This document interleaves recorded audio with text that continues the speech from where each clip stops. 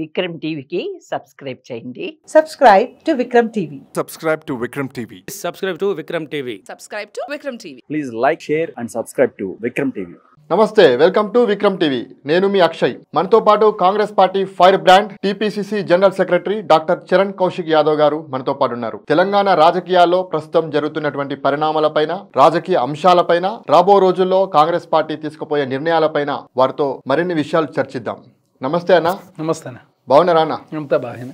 ఎట్లా ఉందన్న? కాంగ్రెస్ పార్టీ అధికారంలోకి రాగానే గాంధీ భవన్లో కూర్చొని బాగా సెటిల్మెంట్లు చేస్తురట, నిజమేనా? గాంధీ భవన్లో ప్రజా సమస్యల మీద మాత్రమే వారానికి ఒక రోజు మంత్రులు వస్తుంటారు. ఇక్కడ అనవసరంగా గాంధీ భవన్ లో కూర్చొని సెటిల్మెంట్ చేసేది ఉండదు. కాంగ్రెస్ ప్రభుత్వంలో అసలు ఎక్కడ సెటిల్మెంట్ చేసే అవకాశం కూడా కాంగ్రెస్ పార్టీ ఇవ్వదు.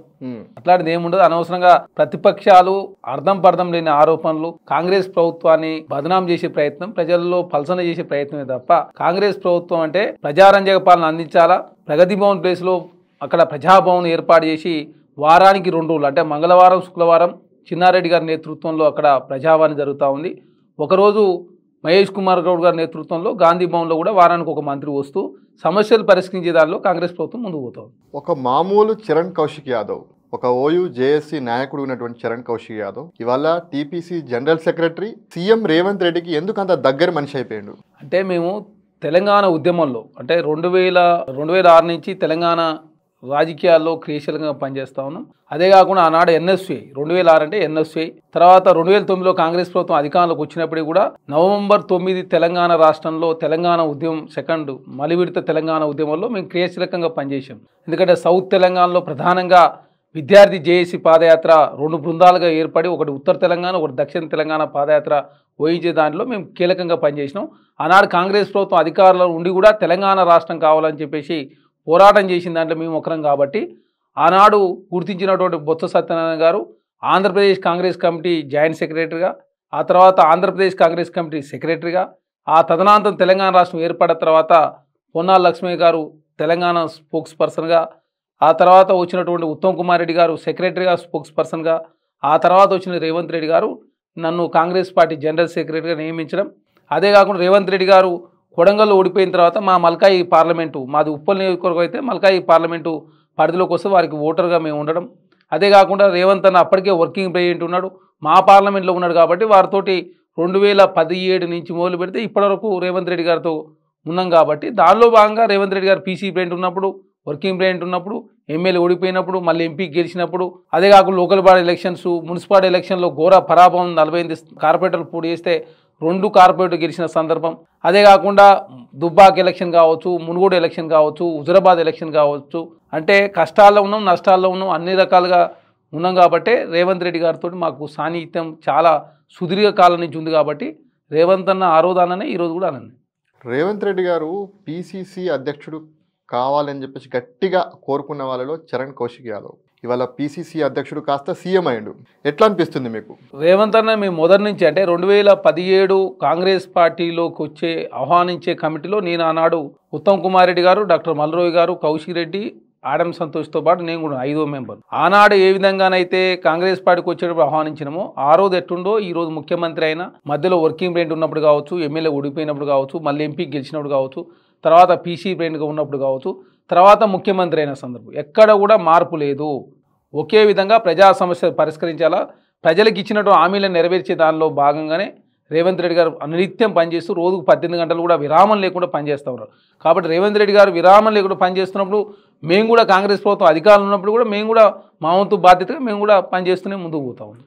సార్, రాబో రోజుల్లో రేవంత్ రెడ్డి గారి ప్రభుత్వంలో చరణ్ కౌశిక్ యాదవ్ గారి పాత్ర ఎట్లా ఉండబోతుంది? అంటే మేము పాత్రని కాదు, జనరల్గా ఏంటంటే కాంగ్రెస్ ప్రభుత్వం వచ్చి సంవత్సరం అవుతూ ఉంది.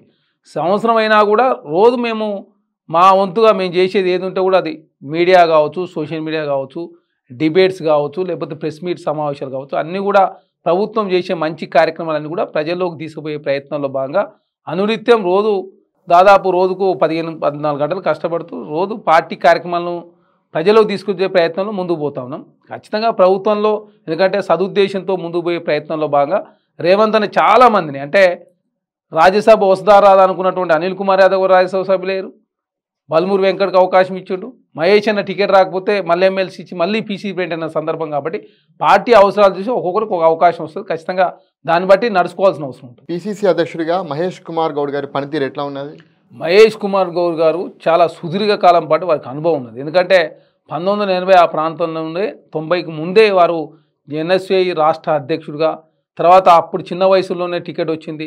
తర్వాత మధ్యలో చాలా సంవత్సరాల కాలం పాటు వారు టికెట్ రాకున్నా కూడా కాంగ్రెస్ పార్టీని పట్టుకొని 2014లో పోటీ చేసి మళ్ళీ ఓడిపోయినప్పటికీ, తర్వాత 18లో అవకాశం ఇవ్వకపోయినప్పటికీ, తర్వాత మళ్ళీ 19 తర్వాత వర్కింగ్ ప్రెసిడెంట్గా, ఆర్గనైజేషన్ ఇన్ఛార్జిగా, తర్వాత మళ్ళీ 23లో జరిగినటువంటి ఎమ్మెల్యే ఎలక్షన్లో వారి టికెట్ రాకపోయినప్పటికీ మళ్ళీ కాంగ్రెస్ పార్టీని అంటుపెట్టుకుని ఉండడంతో ప్రధానంగా 2024 ఏకంగా కాంగ్రెస్ పార్టీ అధికారం రాగానే ఎమ్మెల్సీ ఇచ్చారు, తర్వాత పీసీ ప్రింట్ కూడా ఇచ్చిన సందర్భం. కాబట్టి సుదీర్ఘ అనుభవం ఉండి అనునిత్యం పార్టీ కోసం శ్రమించే వ్యక్తి కాబట్టి పార్టీలో ఎవరు పనిచేస్తూ ఉన్నారు, ఎవరికి ఎలాంటి పార్టీకి ఉపయోగపడతారు, అదే కాకుండా ఎవరు ఏ స్టైల్లో వర్క్ చేయగలుగుతారు, అదే కాకుండా ప్రభుత్వాన్ని పార్టీని అనుసంధానం చేసే దానిలో మహేష్ అన్న అద్భుతంగా పనిచేస్తూ ఉన్నారు. మాజీ ఎంపీ మధు యాష్కి గౌడ్ను సైడ్ ట్రాక్ చేయడానికే పిసిసి అధ్యక్షుడి రేసులో మహేష్ కుమార్ గౌడ్ అన్నను తీసుకొచ్చిరని చెప్పేసి చాలా మంది రాజకీయ వర్గాల్లో చర్చ జరుగుతుంది. లేదా ఇక్కడ ఏంటంటే సోషల్ జస్టిస్లో భాగంగా తెలంగాణ రాష్ట్రంలో కాంగ్రెస్ ప్రభుత్వం అధికారంలోకి వచ్చిన తర్వాత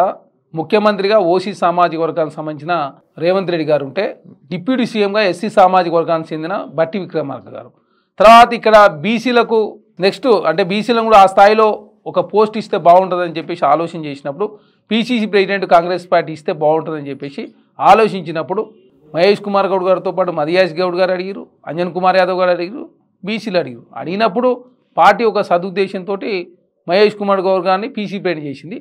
ఖచ్చితంగా మధుయాష్ గౌడ్ గారిని కూడా భవిష్యత్తులో ఇంకా పెద్ద పోస్టు, ఏఐసీసీలో ఇంకా కీలకమైన పోస్టు కూడా ఇచ్చే అవకాశం ఉంటుంది. మహేష్ అన్న కంటే దేంట్లో తక్కువ మధుయాష్కి గౌడ్ గారు? అంటే అధిష్టానం ఏ కోణంలో ఆలోచించిందో తెలియని పరిస్థితి.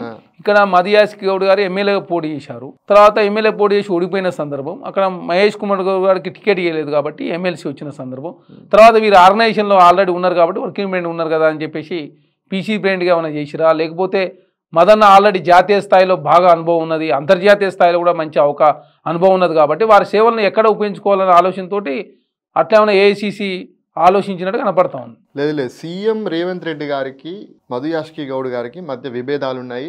అందులో భాగంగానే మధుయాష్కిని తప్పించి అదే సామాజిక వర్గానికి చెందినటువంటి మహేష్ అన్నను తెరపైకి తీసుకొచ్చిందనేటువంటి ఆలోచన చాలా మందిలో ఉంది. ఇక్కడ రేవంత్ అన్నకి మధుయాష్ గౌడ్ గారికి ఎలాంటి విభేదాలు లేవు. ఎందుకంటే రేవంత్ అన్న పీసీ ప్రెసిడెంట్ ఉన్నప్పుడు మధుయాష్ గౌడ్ గారు ప్రచార కమిటీ చైర్మన్, కాంగ్రెస్ పార్టీలో 2 కీలకమైన పదవులు, ఒకటి పీసీ ప్రెసిడెంట్ అయితే రెండోది ప్రచార కమిటీ చైర్మన్. వాళ్ళిద్దరూ 2024 ఎంపీ ఎలక్షన్లో కలిసి పనిచేసి 23 ఎలక్షన్లో పనిచేసారు. రేవంత్ అన్న పార్లమెంటు పరిధిలో వచ్చే ఎలిమినార్ నుంచి మధుయాష్ కన్నా కూడా టికెట్ ఇచ్చిన సందర్భం. ఎందుకంటే చాలా మంది అక్కడ పోటీ పడ్డప్పుడు కూడా మధుయాష్ గౌడ్ గారికి అక్కడ టికెట్ ఇచ్చారు. ఇక్కడ ఏంటంటే పార్టీ అవసరాల దృష్ట్యా ఒకరిని జాతీయ స్థాయిలో వాడుకోవచ్చు, ఒకరు రాష్ట్రంలో వాడుకోవచ్చు, అదే కాకుండా ఆ ఉద్దేశంలో నిర్ణయం తీసుకున్నట్టుగా భావిస్తాం.